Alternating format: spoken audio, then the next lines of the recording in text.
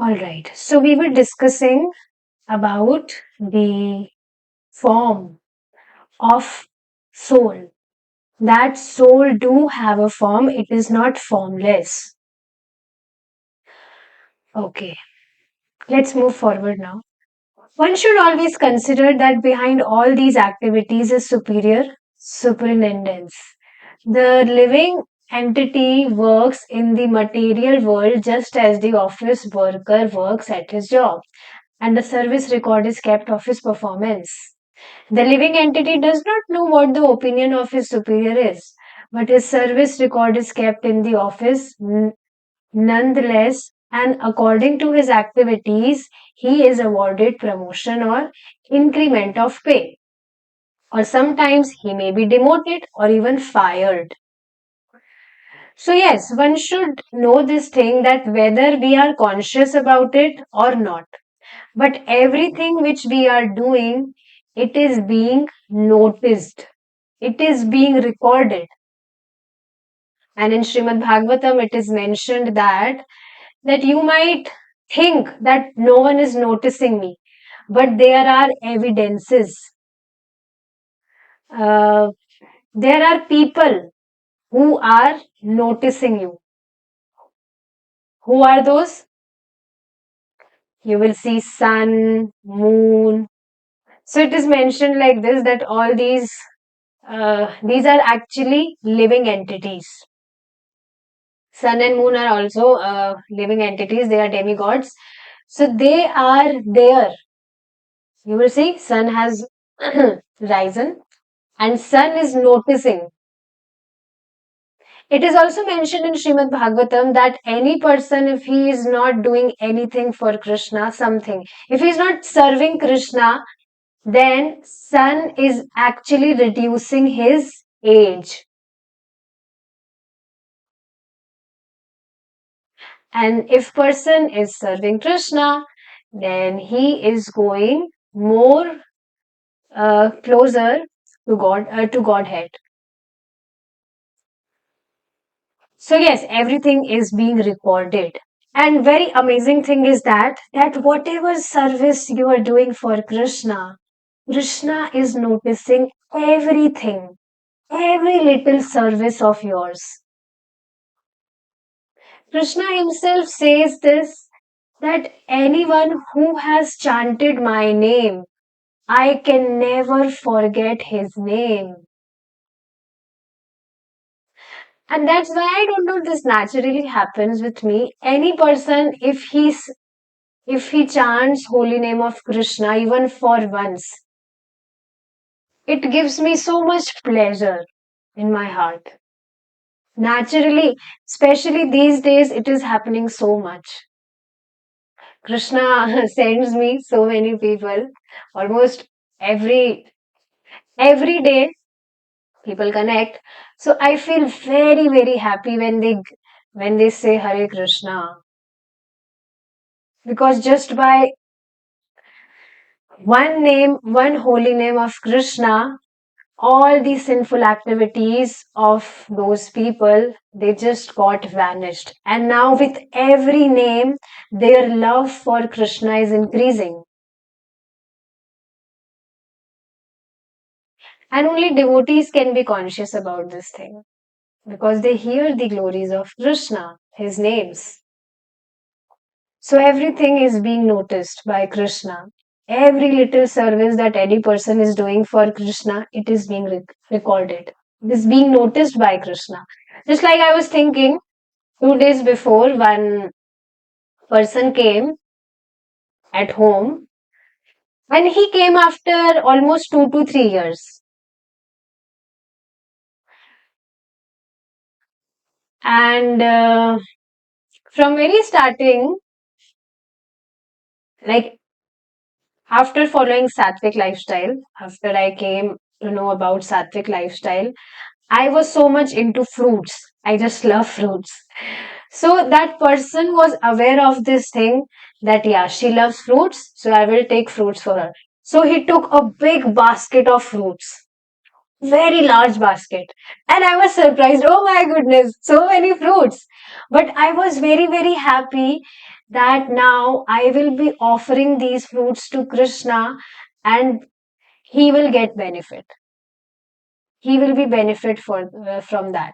But I was also, when I was, washing those fruits, I was thinking that earlier when I was not Krishna conscious, was not in Krishna consciousness, I was just, I used to watch those fruits for my sense gratification. In my mind, I was not thinking, like, I was not caring about Krishna anymore. That, oh, these fruits, Krishna has sent these fruits for me and I should offer him. No, nothing, nothing like that. I was really, observing this thing that the moment I used to see the fruits, I was just thinking about my own sense gratification. But it's not like that now. Immediately, I look at those fruits, I was thinking that I will offer it to Krishna. So this is amazing.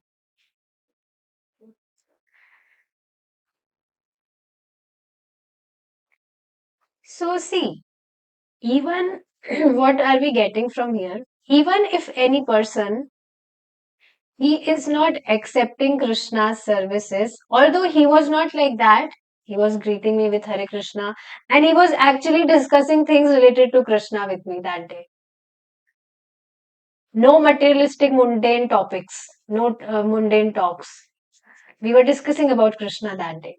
But yeah, I'm telling this thing that even if any person is not accepting Krishna, if he is not chanting holy names of Krishna or whatever, you just pave some way to um, engage him in service to Krishna in any way. Just like that person took fruits, so I offered it to Krishna. So now credit will go to him definitely because he took those fruits. And now if I offered them to Krishna, so definitely credit will go to him. So we should always try to see that how we can actually connect any person to the service of Lord. Just like yesterday only Prabhuji was giving this example that Prabhuji went somewhere for his treatment. So he was unable to find out a taxi so that he may travel to his home. So he was unable to find out a taxi that day because it was festival time. So that's why. So later one man came, taxi driver, and he gave lift to Prabhuji and Mataji. And Prabhuji was surprised that how come he is giving me lift. Although that taxi was already booked and there was already one passenger, one man who was sitting in that taxi. But then also he gave him lift. And later, after dropping Prabhuji and Mataji, he didn't ask for any fare. And in fact, he was saying that I was just seeking for the opportunity to serve you. Just by looking at your dress, your attire, I just decided to serve you like this. And I don't need any money or fare in return. I wanted to serve you. So this way you will see people who serve specially to devotees, the Vaishnava devotees of Krishna, who are so dear to Krishna. One should know this thing that any person who is devoted to Krishna, he is chanting holy names of Krishna, hearing about him, and all those activities, all those services, he is very, very dear to Krishna. Most favorite. Every person, every devotee is most favorite to Krishna. Yeah, it is like this.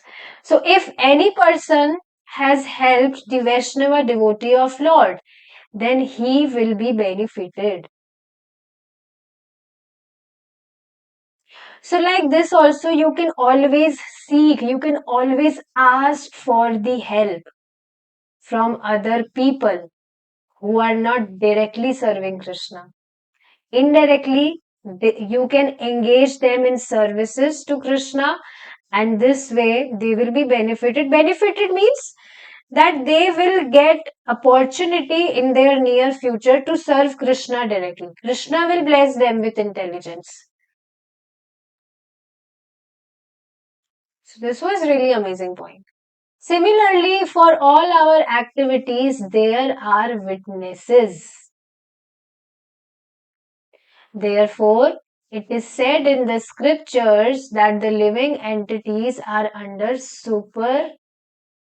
superior supervision, and they are rewarded and punished according to their work. Now, we have human bodies, but in the next life we may not have them. We may have something else, better or lower.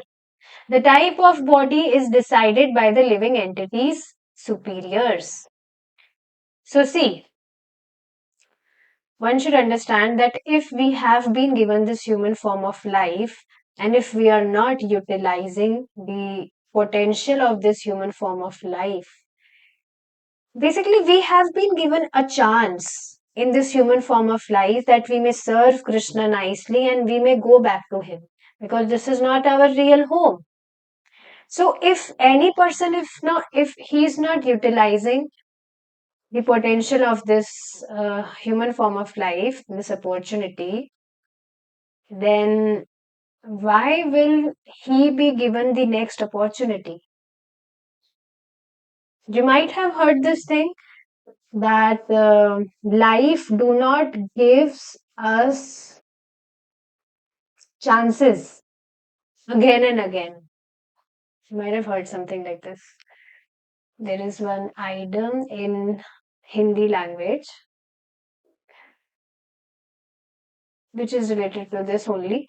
So, yes, if we have been given this human form of life, but if we are not utilizing the potential of this life, then why will we be given this opportunity again? Why will Lord will give us this opportunity again? Generally, the living entity does not know the science of how the spirit soul transmigrates from one body to another. The spirit soul transmigrates even in the duration of one life as the body changes. Yes. So I saw one reel of Srila Prabhupada. In that reel, he was saying that we we sleep. Basically, we sleep for 7 months. Sleep means die. Just like in our previous past lives, we have been a very rich man. We have been, we were having a nice house, a nice wife, nice car, all those things. We have been having all these things from eternal time. We have been running after these things from eternal time. And when any person he leaves his body, then he actually sleeps for 7 months, and again he is basically he is transmigrated in another body immediately.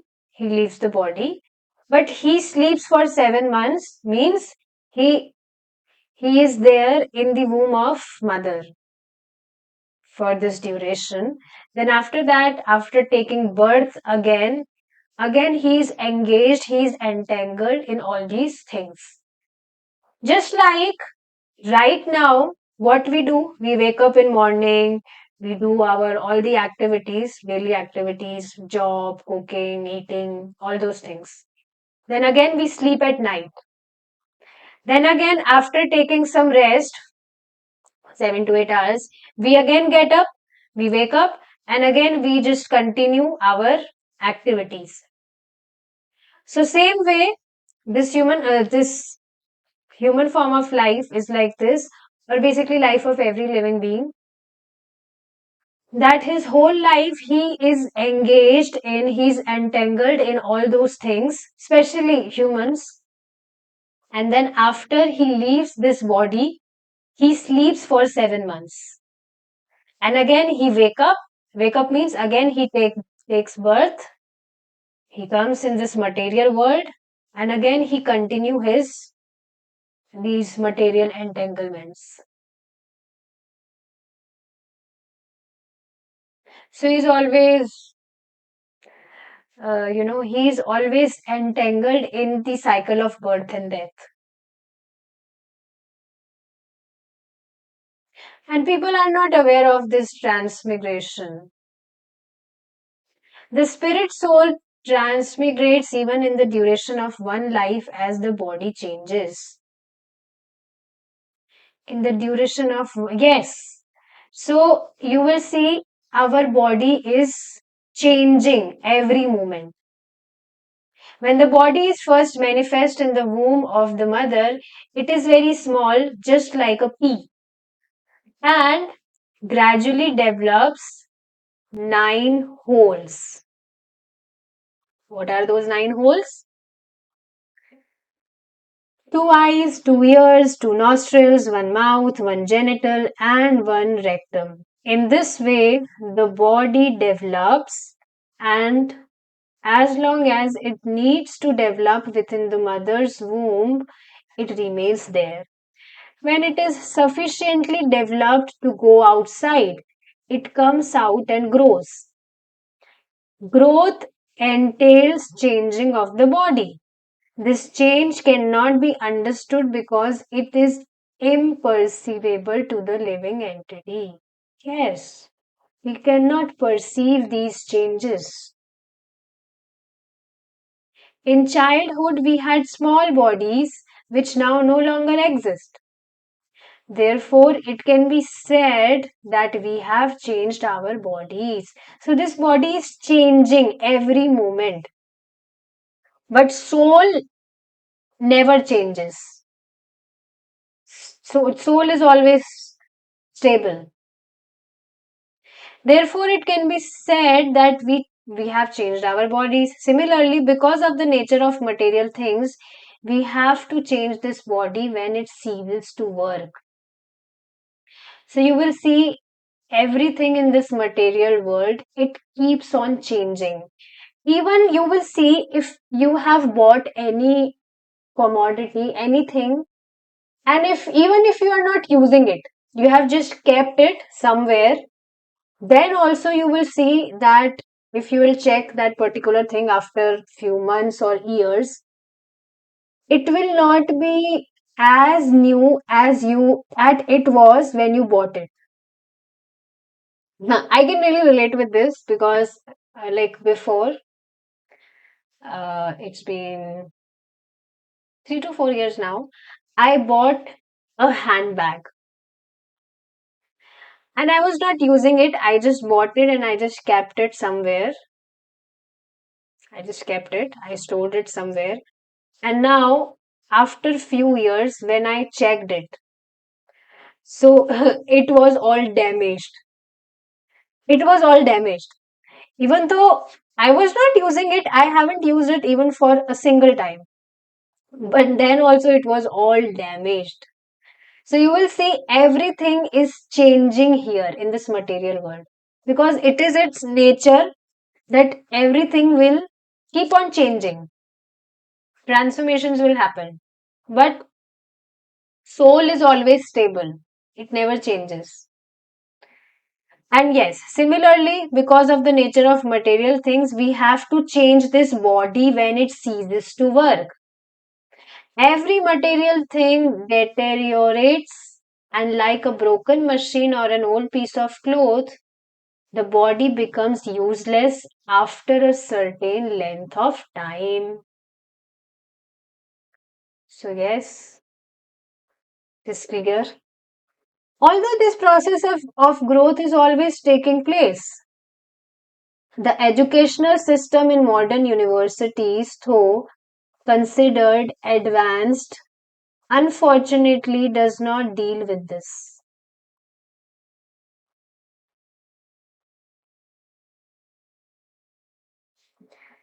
Actually, there is no education without spiritual knowledge. Can you agree with this? Because everything which being taught, material studies, it is not beyond these four animalistic things: eating, sleeping, mating, and defending. Do you agree? Can you really uh, ponder on this? That everything which being taught to us, it is not beyond these four things. So there is actually no education without spiritual knowledge. And in Bhagavad Gita, Krishna quotes some verses, some shloka, and he is directly telling this thing that apart from this knowledge, whatever I have mentioned, everything is useless. That is not education actually.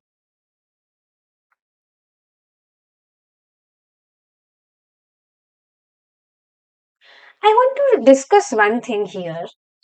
See, we are understanding that Krishna is Supreme Personality of Godhead. He is our Supreme Father and He is always our well-wisher. Isn't it? So if He is telling, whatever He is telling in Bhagavad Gita, it is for our welfare only. So if then also, if we are not following it as it is, even if we are not trying to follow it as it is, then are we not actually cheating with ourselves?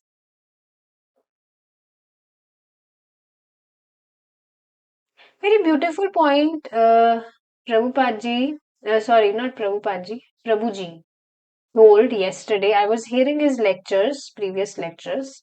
So in that, he was saying this thing that Krishna has given us this body. These senses are not ours. Nothing belongs to us. Everything belongs to Krishna. So it is Krishna's, let's say, Krishna's duty that he will maintain us because we are fragmental part of Krishna. And even though any person, even if he is not understanding this thing, then also Krishna is only maintaining him. So basically, that topic was um, I was hearing lectures of Nectar of Instruction. So that topic was related with that we should not work hard for gaining material, like whatever materialistic belongings or comforts, much.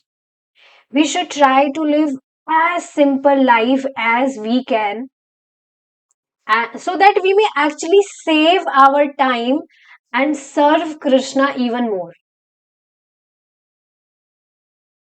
Because we have been given this human form of life for this purpose only. There is no any other purpose. And if any person he has not done anything is in his life, if he was not able to earn so much of money or fame, or even if he is not able to maintain his family nicely. Maintain means the luxurious life. We read this in Srila Prabhupada Leelamrit that Srila Prabhupada's father had very, like he was not earning much. But then also because they were living simple life, so there was plenty. Is it not? Life was not luxurious, but then also it's not like that there was scarcity of food or whatever things. So, yes, one should understand this thing that if you are dedicating your life to Krishna, to devotion to Krishna, then Krishna will maintain you. You really don't have to worry about your materialistic things. You really have to worry about your services, your devotional services to Krishna, and Krishna will maintain you. Krishna is maintaining you.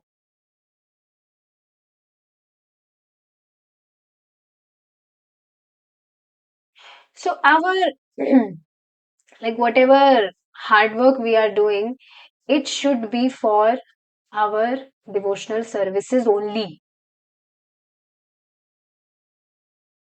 Just like I have decided, I don't know if I will be able to follow it or not. I was checking Vaishnava calendar.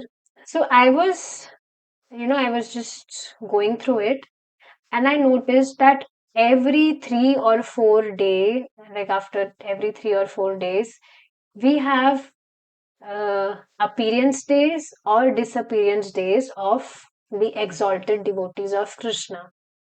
So I was thinking that, like, on every appearance and disappearance day, I will try to increase my bhajan. I will try, like, I have decided that I will try to do it. I don't know whether I'll be able to follow it or not. So, just like today's disappearance day of Srila Prabhupada. So, we can chant more rounds today. Today's fasting till 12 p.m. Then you can have your prasada. But yeah, we can chant more rounds today. And same, just like that, we can chant more rounds. We can try to chant more rounds on every occasions of on every appearance or disappearance day of Krishna, of the exalted devotees of Krishna. So yes, this point was really clicking in my mind. This was very striking that Krishna has given us everything, and it is Krishna's duty that he will maintain us. We really don't have to worry about all these things.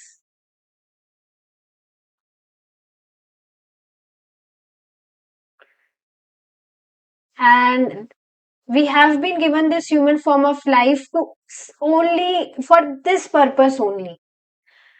Prabhuji was quoting this line, which was quoted by some Guru Maharaj.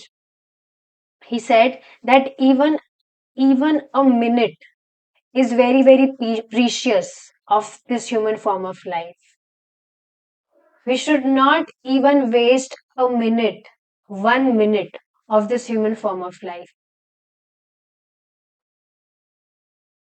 We should just try to serve like as much as we can to Krishna.